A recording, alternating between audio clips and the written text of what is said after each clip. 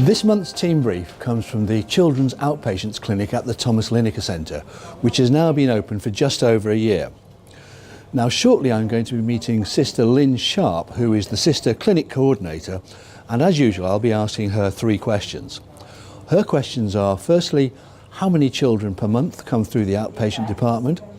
Secondly, who is the flying midwife? And thirdly, who swung for Michael Bublé?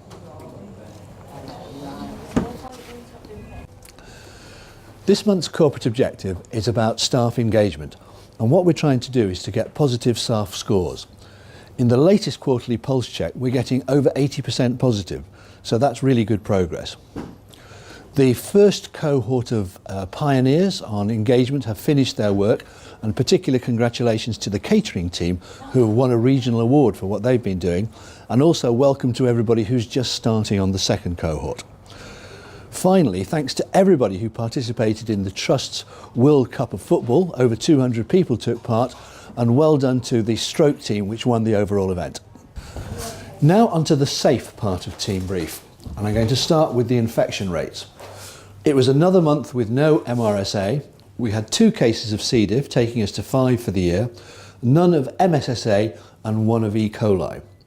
And I haven't got any new mortality data because there is a technical hold-up with Dr. Foster, so that still leaves our latest position at 86.3. Now you can see here in the bottom left-hand corner of the graph how we're doing on C. diff. So the red line is this year, and you can see that we're already better than each of the last 2 years. So that's a good start to the year. The total number of harms for the month was 6, and that included, unfortunately, a never event.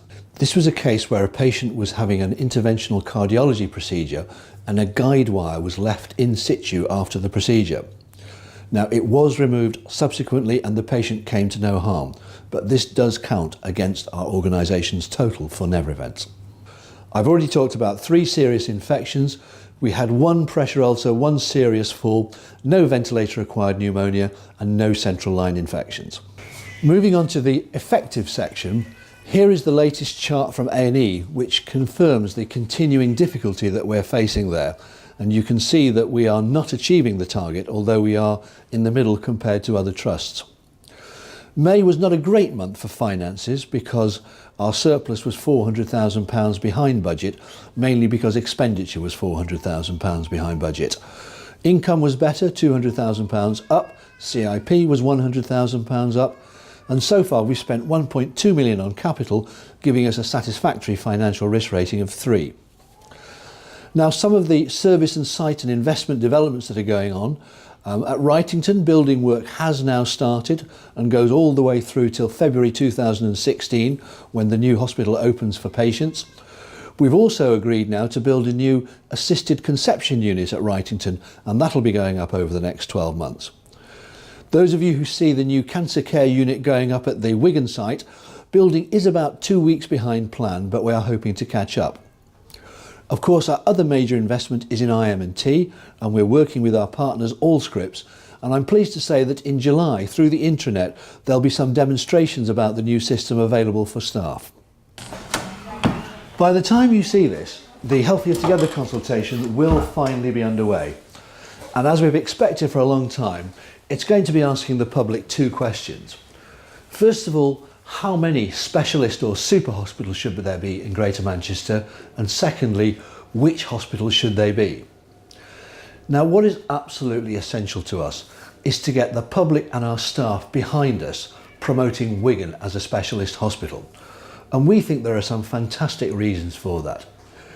If you look at our track record on quality, on performance against targets, on finances, on patient satisfaction, staff satisfaction, the cleanliness of our environment, the awards that we've won, and above all, our geography. Now, for all those reasons, we think Wigan must be a specialist hospital, but it's so important to get your support. Now, there'll be a lot more briefing available for staff on the intranet site, and there'll soon be a short video explaining more about it, so please do watch that. On the 7th of November this year, we have the Trust's 8th Recognising Excellence Awards. And as usual, there'll be the categories of safe, effective, caring, supporting staff and service transformation, and a new one this year of supporting the community and partnership.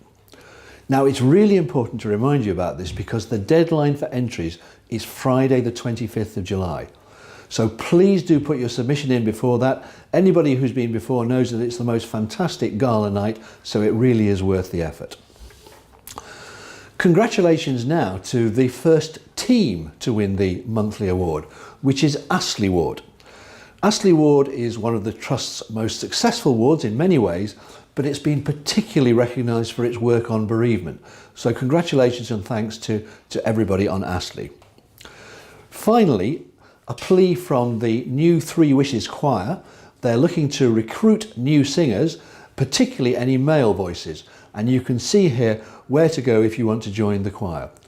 So that's the end of this month's team brief. Here I am with Sister Lynn Sharp. Lynn has been with the Trust for over 30 years, always working in paediatrics, and she's now the Sister Clinic Coordinator for paediatric outpatients here at the Thomas Lineker Centre. So Lynn, first of all, what's the main functions of your department?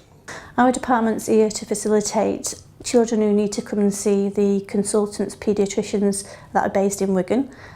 We take children from all over the borough and they come, get seen in the department and then get appointments to either come back or be sent elsewhere to be seen in the districts around, usually Manchester or Liverpool. And what are the main problems and pressures that you face?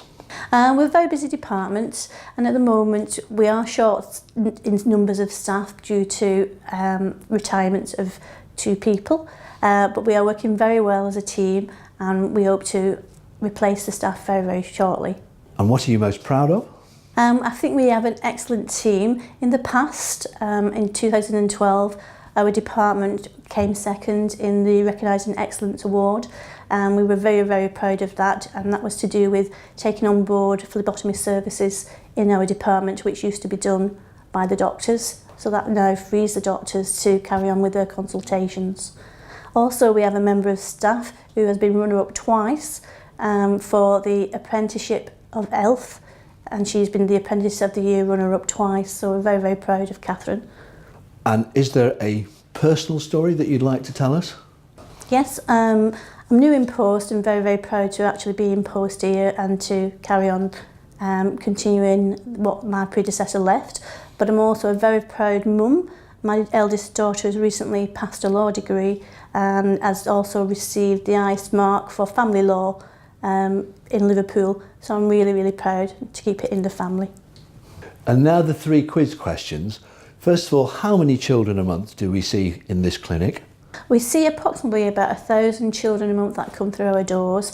That is taking into account the family and the parents and the excess of members that also come along with them. So we are very, very busy at times. Secondly, who is or who was the flying midwife? Our flying midwife was Jean Christie. She used to work in the Shetland Islands and used to fly to the islands to help in delivery of babies there. So, yeah.